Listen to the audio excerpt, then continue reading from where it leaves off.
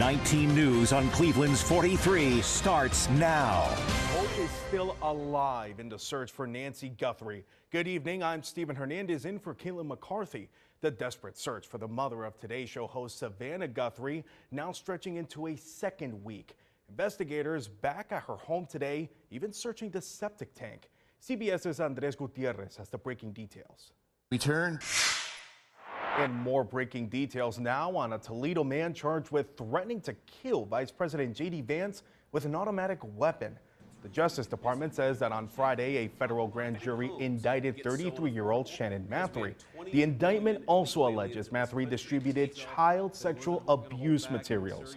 His attorney calls the first count of threatening Vance's life, quote, a farce, but they're not commenting on the second count because, quote, the government has not provided any documents associated with the charge. Mathery remains in custody and has a detention hearing on Wednesday. Now your 19 First Alert forecast.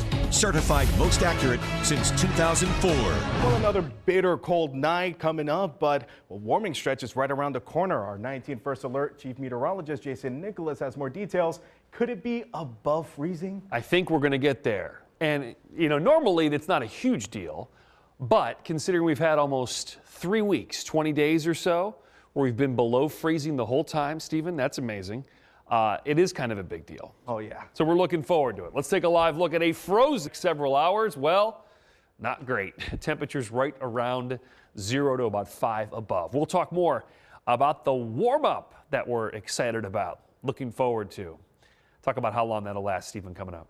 Jason, you know I can't wait for it either, and you guys are going to want to as well. So stay updated on the ups and downs on the forecast over the next week. Just scan that QR code on your screen and download the free 19 First Alert weather app.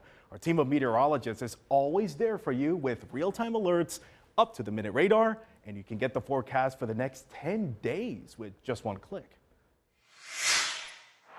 Now, trying to stay warm during these bitterly cold temperatures can turn dangerous and fast. Yet again, space heaters were the source of damaging fires in Cleveland. 2 of them happened in a 24-hour span. Noelle Williams has more. 2 fires in Cleveland. Noelle Williams, 19 News. Thank you, Noelle. And during this property tax time, another local county auditor is warning of an alarming new trend. Scammers using AI to clone or fake websites to lure you in. Michelle Nix explains how you can protect yourself. The Summit County Fiscal Office, among others, in Northeast Ohio. Thank you, Michelle. And happening tomorrow, a change of plea hearing for one of 2 officers accused of lawfully detaining a man they thought was in the country illegally. This guy's not from this country. So we started fighting with him. He's like, you know, whatever. So here we are. He's holding him down. Well, regardless if he's from this country or not, what happened? He's not from this country. Yeah, okay, what happened, though? That was Daniel LaJack explaining to a Brunswick police officer why he and another off-duty cop dragged out a stranger out of a bar and physically restrained him. Why they push me like this? Why they try to break my hand? Exactly, yeah. I'm trying to call police. All my stuff, they took it out from my pocket. LaJack told police it was because they believed that man they met at the bar was an illegal immigrant, which he wasn't. The controversial incident happened in April of last year at a bar in Hinckley. LaJack and the other officer were charged with abduction, ethnic intimidation, and assault. Both pled not guilty. 19 News will be in a Medina County courtroom, and we'll update you on air, online, and our 19 streaming app, 19 News Plus. Also tomorrow, sentencing for the Starr County sex offender who kidnapped a woman at knife point from a motel last September. On Friday, a jury found Jamie Triplett guilty of forcing the 31-year-old victim into a car and driving her to another motel. Fortunately, she was found safe the next morning. Triplett had just been released from prison months before the kidnapping.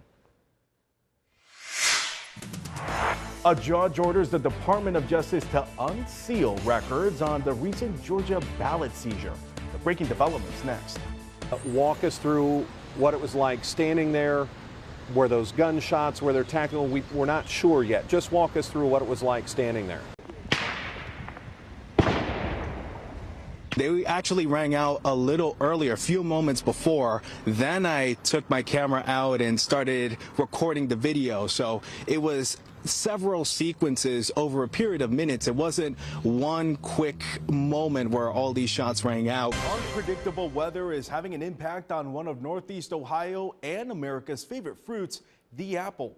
Thanks for joining us tonight. I'm Stephen Hernandez. Kayla McCarthy has the evening off. Some orchards say the changing climate every year is taking a bite out of apple production. Michelle Nix picks up the story from here. 19 investigates with this exclusive video. A police officer repeatedly punching a woman with her hands cuffed behind her back. That officer has been fired and is facing criminal charges. Mike Mason broke this story, and he has more. Services resumed this weekend in Minneapolis, just steps away from the site of a deadly school shooting earlier this week. 2 students were killed and more than a dozen others injured when a shooter opened fire from outside Annunciation Catholic Church Wednesday. As this community grieves this horrific loss, religious leaders, including Pope Leo and many lawmakers, are demanding action. Here's Jen Sullivan. Also breaking details on a deadly shooting in the suburbs. North Olmsted police say a man called 911 at around 6:30 last night, saying that he cocked his gun and it went off, the bullet hitting his wife in the stomach. This happened at a home on Lorraine Road near I-480, and when officers got there, he tried to take his own life, but the gun jammed and didn't go off. The woman died at the hospital. No charges yet, and police are not releasing any names. As soon as we know more, we'll update you on air and online. Thank you, Jason. We'll keep that in mind. Now, for the second time in 3 weeks, a terrifying scene in the Flats. Bullets flying, this time ripping through crowds, leaving the bars at closing time. Once again, the gunfire turned deadly. Brittany Weir has the breaking details. Because you matter. Let's all have a winning day.